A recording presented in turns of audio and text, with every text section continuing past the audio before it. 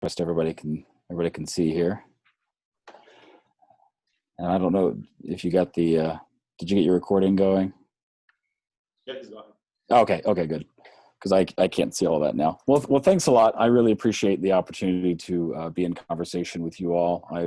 I follow from a distance, literally, the work that you're all doing, but I'm very excited to be in conversation with you today. So as we think about public discussion and deliberation in particular, kind of shaping these political decisions in a variety of settings, the role of education plays, for me, an important part in shaping how we think about these complex issues and really placing deliberative democratic engagement in public forums, many publics and the like, kind of at the center.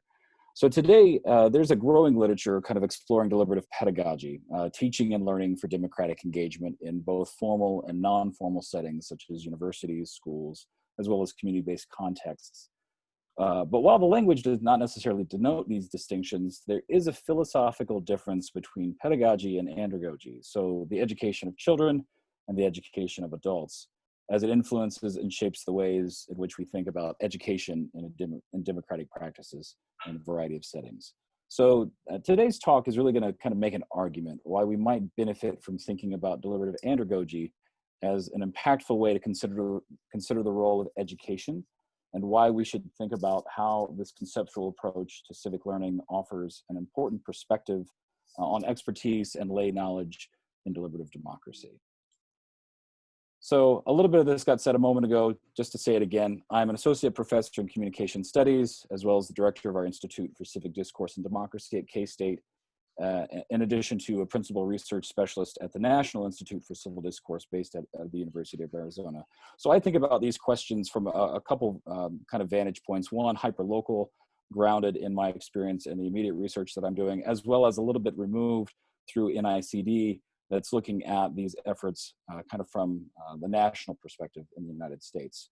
So I've been part of 4 book projects related to dialogue and deliberation in civic life, with themes of deliberative pedagogy, which I've already said a little bit about, civic professionalism, really exploring the role of professionals using technical expertise in these kind of public regarding ways in these relational paradigms, as well as civility and what that term means today, as it's been used to marginalize and silence certain voices, while importantly playing an important role in understanding how we address and think about kind of our shared problems.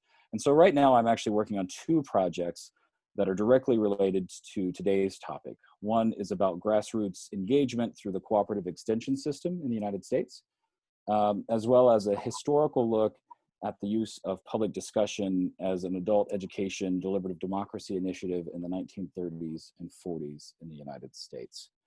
So before we get into all of this though, and it's not lost on me that I'm speaking to a group of people who really know these things very well and very deeply, in fact, but for our purposes to come back a little bit to some of these kind of core characteristics of how we might think about deliberative democracy. So Gutman and Thompson is one of these classic references where we could think about some of these characteristics of reason giving, the idea of making it accessible to understand why the reasons are being made the way they are. The idea that we might think about this being kind of a binding decision for a period of time, but not always. And then also finally that this is kind of ongoing and dynamic. And we have lots of lists of kind of references that we might think about. Lots of similarities, concerns about reasons and agreement, inclusiveness. But I mention this because the theme, the topic of education and deliberation particularly invites at least me to think about how it intersects with some of these notions that we say have been historically in many ways today are core to what we're doing. So how do we think about education? I would suggest we need to rethink it a little bit and what we're doing. For me, one of the core places where I want to start is drawing on Parker Palmer, someone who I actually reference all the time in my syllabi as kind of the expectations of how we want to think about our classroom and our learning for a semester. But he has this line in here that I've been leaning on for a long time, right? The sense of teaching is to create a space, a learning space that has these characteristics of openness as well as boundaries, but this fundamentally the sense of hospitality. And I really get the sense of being with you a little bit this morning that there is that kind of culture and experience that you have with one another. But there is an alternative that I think we appropriately have to attend to or think about, coming from this idea of education being fundamentally this banking of knowledge, that students coming from Paulo Freire, students are these containers to be filled with information. And this banking concept is this kind of one way, this transactional way of being with each other. And in fact, the sense of, as Freire says, you know, the more students work at storing these deposits entrusted to them, the less they develop this critical consciousness, which would result from their intervention in the world as transformers of the world. For me, this relates to an older example of thinking of slightly a different space of education, a more kind of either non-formal or informal, depending on how you might want to think about these things. But Miles Horton, who was the founder of the Highlander Folk School, now the Highlander Resource Center in the United States, talked about the intersection of education for democracy. And he says it really well here, right? The best ways of educating people is to give them an experience that embodies what you're trying to teach. So when you believe in a democratic society, you provide a setting for education that is democratic. And for me, these pieces talking about Palmer and Freire and Horton kind of lead to a lot of the work that I have been part of. And in fact, others, a number of others, some even on the seminar today, have helped shape this field of what we're referring to as deliberative pedagogy. So deliberation is this distinct pedagogy within educational settings, and scholars have written about it. These democratic classrooms, creating a learning environment that models these democratic habits and practices, but few have included deliberation as such. And so here are some of these kind of tangible examples, at least from the United States primarily, where this is happening. So in contrast to deliberative politics, which couples deliberative decision-making with public action, deliberative pedagogy integrates deliberative processes of working through issues with teaching, learning, and engagement. And this is an essential kind of component, as we say in the introduction of this book of deliberative pedagogy, but this is an essential component of the future of teaching and learning in higher education, especially arguing for this kind of civic purpose of how colleges and universities understand their mission. So what I want to talk about today is really exploring these principles of deliberative pedagogy as it gets into conversation with the idea of kind of andragogy, a topic rarely considered, frankly, when thinking about the role of deliberation within higher education and beyond, but is a critical element if we as educators take seriously the kind of the civic nature of learners, as well as kind of the conscious actors rather than these passive repositories of information. So what is this? And I want to go through this a little bit quickly, but it's essential to talk about the transition then to andragogy. So this is a democratic educational process, talking about a lot of the things that we would think about in deliberation in a variety of settings: the consideration of multiple perspectives, the weighing of tensions and trade-offs, being able to move through informed judgment. So it's both the introduction, the teaching of these kind of skills, behaviors and values, but it is itself kind of modeled in these ideas, so it's not just the content. And as I say here at the end, perhaps most importantly, the work of deliberative pedagogy is about space making, right? It's about creating and holding space for authentic and productive dialogue, these conversations that can be not just educational, but also transformative. And in fact, here's a bit of a shout out. A colleague who I saw just joined a few moments ago in our deliberative pedagogy book, Sarah Drury and others contributed a chapter called Assessment Through a Deliberative Pedagogy Learning Outcomes rubric. And it's included here because I think it highlights this idea of offering a bit of an alternative from kind of a traditional paradigm of higher education, of lecturing, providing information, to creating an environment where we might think about these learning outcomes along the left there of collaboration, reason giving, synthesis of ideas, trade-offs, tensions, reflection, awareness of relationships, and empathy, to look at them from kind of an introductory mode, right? This transition from prioritizing oneself and your own interests all the way up through this sense of what they refer to as capstone deliberating. How do we transition from, as collaboration says, kind of prioritizing one's own interests and opinions all the way to understanding civic responsibility and being able to demonstrate that kind of commitment? I'll make it slightly larger here so you can maybe see it a little bit better. But when we look at these, these outcomes offer an interesting way of thinking about how do we offer and create an environment within our learning environments, whether it's in a formal classroom or in other spaces, the opportunity to even consider this, right? This is challenging work, frankly, to do in a semester or in a term. But for maybe longer term kind of approaches, and this is where it becomes really essential to think about kind of co-curricular learning that happens on a number of college campuses through various forms of service learning and community engagement that allow us to then have a kind of extended period of time to work through and think about these kinds of questions. Related to this is drawing from Sam Kainer's model of participatory decision-making, is this idea, Martin Carcassonne, who I'll mention in just a moment, part of the deliberative pedagogy work, has really explored this question of how do we move from divergent to convergent kind of thinking, but working through what is referred to as the groan zone. And so a contribution to the deliberative pedagogy book really is grounded in this sense of kind of addressing wicked problems, but having this democratic mindset and these skill sets to be able to do so.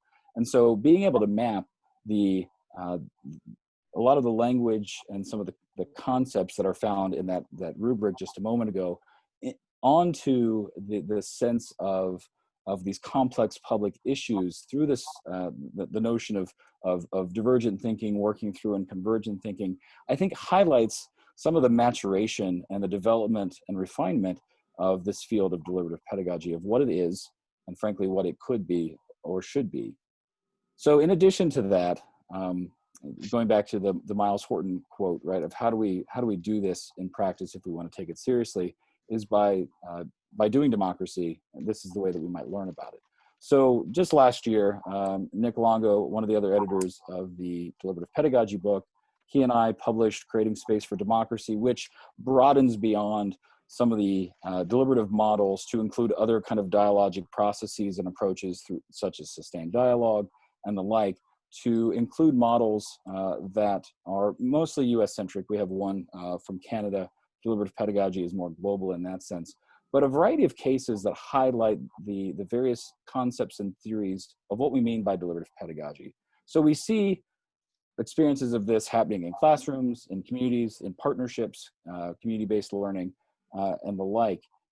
But all this leads me to this question. What are the limitations to thinking about education primarily through this language of pedagogy? So dialogue and deliberation are often about creating opportunities, space for learning, both individual and kind of civic goals. But the structure of educational spaces within formal classrooms and non-formal community spaces can and often does center the teacher as an expert, even when we explicitly try not to do so. This is not universal, but it's common enough that deliberative pedagogy is viewed and experienced in a way that counters these kind of normative models of teaching and learning in higher education. And so for me in particular, as I think about this, part of my training is actually in adult education. So academically, my grounding is in a variety of disciplines, but a core area that I've spent time in is in adult community-based education. And so I think about the roots of what I want to talk about as andragogy today. And a piece of this is really coming from McIntyre, of that we have to understand the history and the story that shapes some of this.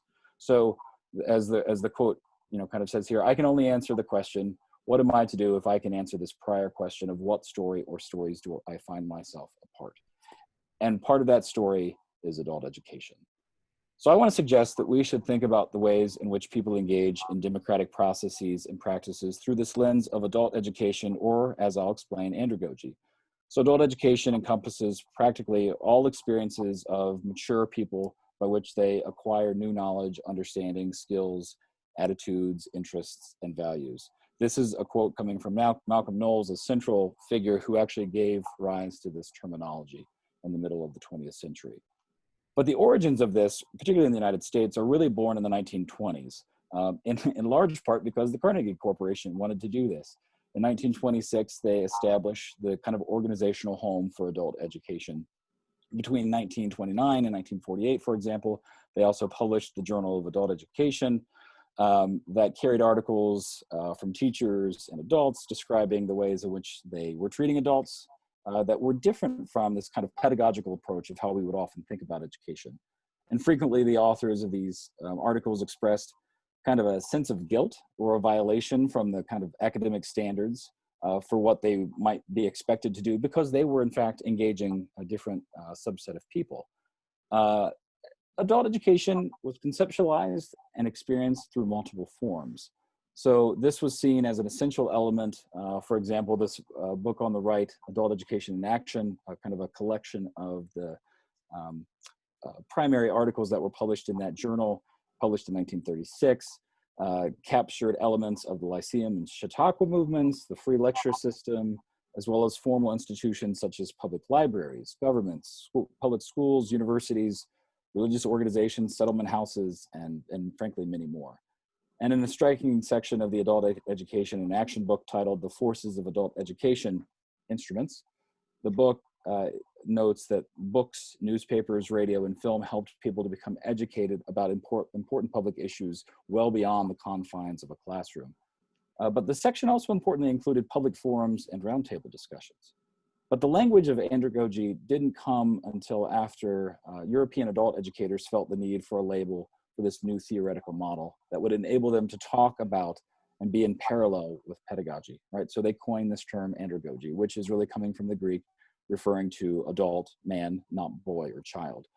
And so this doesn't get used until really the 1960s and into the 70s and on. So the fact that it's a slightly obscure term is not lost, although they had great hopes that it was going to kind of rise in prominence, which is something we can talk about a little bit later. But at the very beginning of this, I want to look at one of the very first articulations of adult education in 1926. This is from Edward Lindemann, who wrote The Meaning of Adult Education. And he says that education was something potentially for everyone and not bound by the limitations of formal credentials in schools or universities. As you can see there in that quote, education is life. It's not simply the preparation for some unknown future living. And they really very explicitly gave kind of rise to this notion of adult education, not because it was confined to adults, but because frankly it was defined to be beyond the constraints or limits of how we would think about formal education for children. At that same year, Lindemann wrote an article in a publication called Rural America, and it's only one page, so it's on the left, but I pulled out the final close to the last two paragraphs and made them large there so you can see them. So in the same year, right, Lindemann highlights both the limitations to and possibilities of public discussion. So looking at the examples at the bottom of the page with those highlights, you'll find familiar themes to what we see in deliberative democracy, what discussion can and cannot do.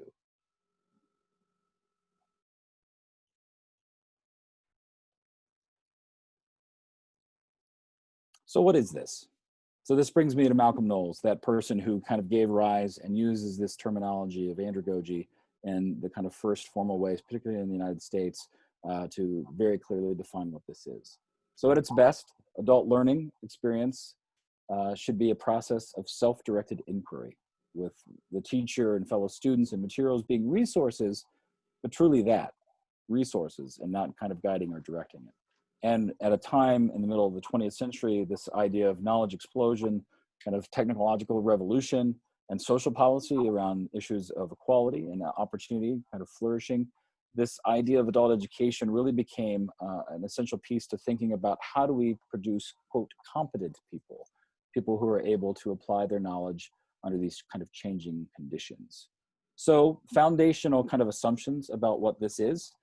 This gets explained in that book that was just highlighted a moment ago, that as a person matures, right, they have this self-concept that moves from this kind of dependent to this self-directing notion of being a human person. An adult accumulates kind of this reservoir of experience, which is a place from which they can draw and think about the world around them. This idea of adults being able to learn related to these developmental tasks of their kind of social role, and we can unpack that a little bit. And then also that, and kind of at the time as people are maturing, like thinking about the application of their knowledge, right? So it's really grounded in kind of this experience and the ability to think about these theoretical questions in really tangible ways. He added a couple other things. So these are the fifth and sixth assumptions there. This was a few years later, right? That fundamentally the most potent motivations are internal rather than external, and then also that adults need to know why they need to learn something. And this theory of adult learning, Noel offers some degree of clarity, right? And in his own autobiographical work in 1989, The Making of an Adult Educator, he says that he prefers to think of andragogy as a model of assumptions about learning or a conceptual framework that serves as a basis for an emergent theory. And I do too. So this is not really a theory in and of itself. It's really a way to think about some of these things. So the alignment of adult education with deliberation. I've highlighted here just a few more recent examples of adult education, particularly as they intersect with the questions of deliberation. So this one is coming actually from the UK. So where does this align with our interest in deliberative democracy? So the quote here of the importance of learners' capacity for debate, critique, reflection, creativity, innovation, even kind of this transcendence. Fry goes on to write about citizenship and explores, quote, strong developmental and deliberative democracy as it relates to this idea of a learning citizenry. The idea of autonomy and self-governance in which dialogue and communication, rather than people's prior status, role, or identity, underpin public decisions, aligns deliberative democracy with the idea of informed and open-minded citizens. And so in Fry's view, democratic decision-making is forged with actually what Dryzek calls this contestation of discourses. Another way, a little bit more kind of postmodern take on this, is that we think about adult education as attempting to move away from these grand narratives and these truths, these universal truths that we might have been committed to or at least had influenced the way that we see the world. They go on, adult education, quote, it promises a reference point that goes beyond the concerns and the remit of the individual citizen, an understanding of economic inequality, social diversity, and cultural pluralism, an interest in and acknowledgement of the empowering potential of community-based knowledge and experience, and a focus for local educational action within which to develop a more participatory education for citizenship. So even in this space of kind of moving away from these dominant narratives that shape, right, citizenship really is deeply connected with adult learning, especially in these non-formal settings where the teacher-student model is replaced with peer kind of teacher and learner. The shifting in how teaching and learning occurs is especially true in deliberative settings. Deliberative democracy, right, as referencing back to Gutman and Thompson, of being based on these kind of rational choices and opportunity for engagement, really engages these diverse kind of portions of the populations and moves towards deep democracy, and they would even quote Young, inclusion and democracy. The challenge of developing education for democratic and pluralistic citizenship is that, quote, as they say, as well as a recognition of difference and diversity, there needs to also be a focus on common reference points and common interests, end quote. This is a tremendous challenge for an educator who is working with a community because of the simultaneous pulls to and from a center within a community. Postmodern concerns kind of further complicate the desire for a community to address problems because of the diversity of thought, beliefs, positions within that population.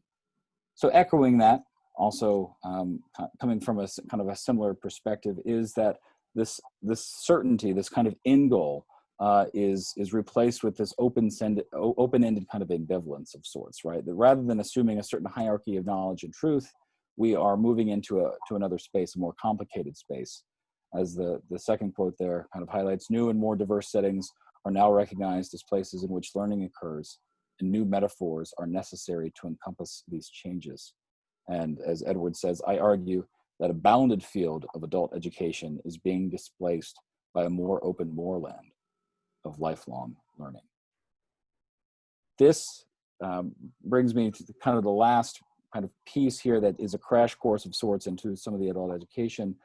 Peter Jarvis offers this kind of notion of lifelong learning as an opportunity to have these transformative experiences through learning. And so I've got a couple shots here from some of this book, and I've highlighted some elements, but this whole notion, the image in the middle of the way that we experience the world kind of moving through time, being able to move through these elements of kind of thought and reflection, action and emotion, all of these pieces, you can find a lot of similarities to the kind of characteristics or the kind of critical elements of how we think about deliberation and what the challenges are or the opportunities are for individuals to engage in some of these processes. And as Jarvis kind of notes here, right, there are these reasons why we need a learning society, right? Because fundamentally, we need to be persons. This is a big critique on kind of capitalism and this kind of world that we've come to know. But like, we need to see people as more than employees, but as persons. We need to think about not only the work that we do as kind of laborers, but also the sense of broadening knowledge and the interaction and the kind of interdependence upon one another as we live together with one another, humans and beyond, with kind of the ecological world. And so how do we think about these questions? I can't look at this and not think about a lot of the deliberative structures and processes that we are more familiar with, frankly. So I want to look at this kind of through the lens of CIR for a moment. So Citizens Initiative Review, just for simplicity's sake here, pulled a little bit from Participedia, right? So how do we think about how it works? What are the interactions and what leads to some of this decision making, right? So I don't want to belabor this. This is not the critical piece here, but I want to take a snapshot of this for a second, and then look back to an older kind of idea of kind of this multi-staged approach to teaching learners to be self-directed from adult ed in 1991. So when we look at this, kind of the transition from this idea of being dependent learners upon instructors, educators, broadly defined, all the way to, from the bottom left to the top right, which is really the self-directed kind of learner. The idea of moving from authority expert to really this sense of facilitator or almost delegator, to where people have the capacity and the expectation to work through these things is not lost. The ability to think about each of these stages, right? Grow, the author here, outlines possible roles for the teacher or the facilitator. And the figure shows how these four types of learners, these four roles of the facilitator, and the appropriate instructional methods are interrelated. Grow also explores the problems that may arise when there is a mismatch between the role or the style of the teacher and the learner, learning stage of the participants. And so Grow emphasizes that good teachers kind of individualize their teaching and strategies to match the place in which the learners are situated. When we think about something like CIR then, or any other examples of kind of mini publics, is that we do some of these practices without naming it as such, that we contextualize the particular needs and expectations in these moments, all the way from the first moment that we begin these conversations to a few days later when we are concluding how we have asked people to step in and have some ownership and responsibility for these questions. Adult education, though, is not without critiques.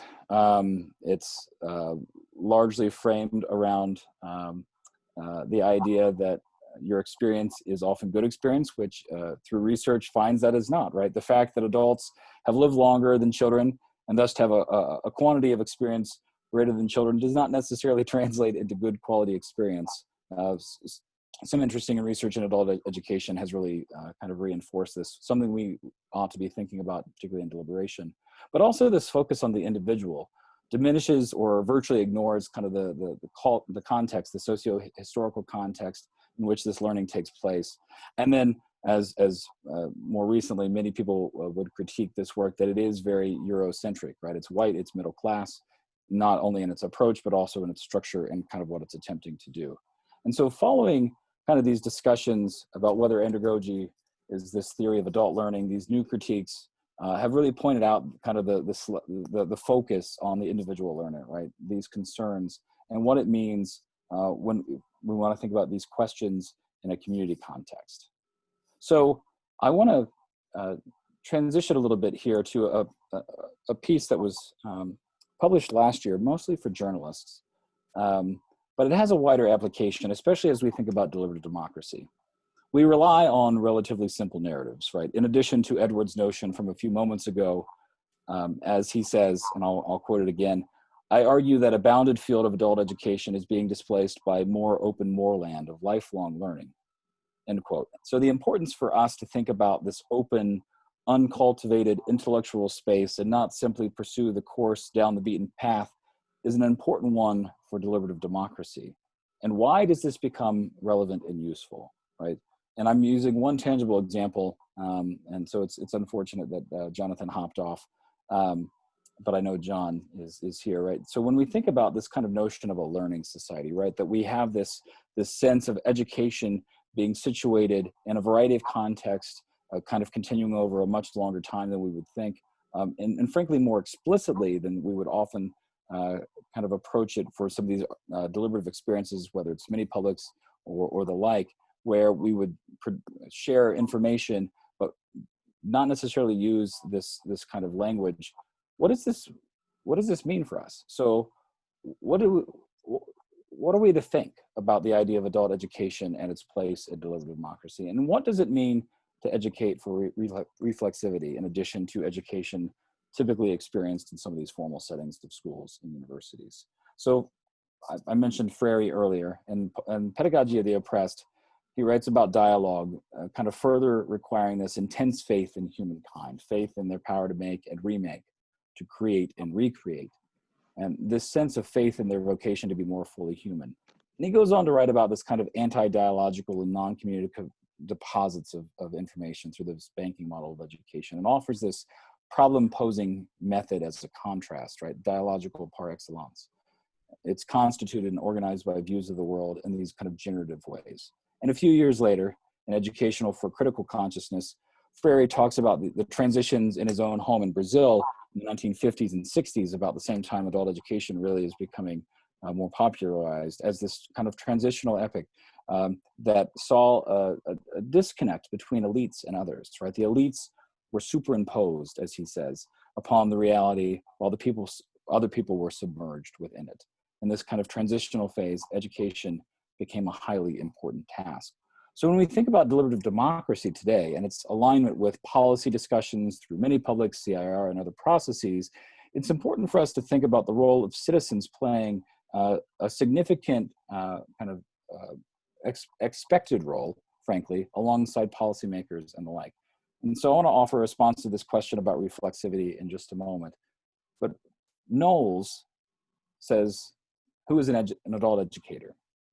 And as you can look at these kind of bulleted points here, this is again from 1970, republished in 1980, that this would include you and me, and arguably just about everybody on this seminar. And in kind of this tangible example of thinking about the role of deliberative democracy and its role in politics and the Anthropocene with respect to kind of civil society, as well as these authoritative institutions, the framework of andragogy becomes useful in making sense of how to approach politics.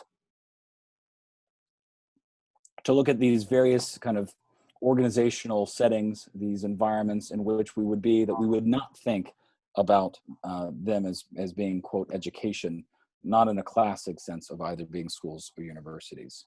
So this kind of reflexivity and andragogy becomes a really important piece.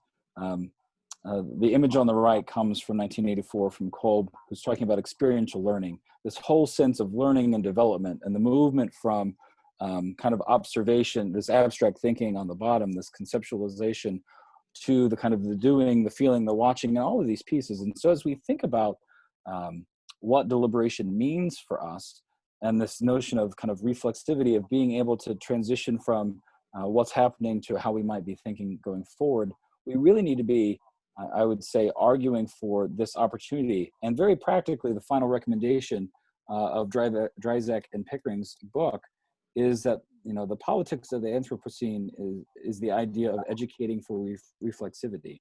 And andragogy, with reflexivity as a central theme throughout its history, offers a way for us to think about education not only in these formal spaces or roles, but also in the multiple environments that we find ourselves when it comes to deliberative democracy. Those examples that I mentioned a moment ago, whether it's CIR, mini publics, or more informal or non-formal settings that we find ourselves in.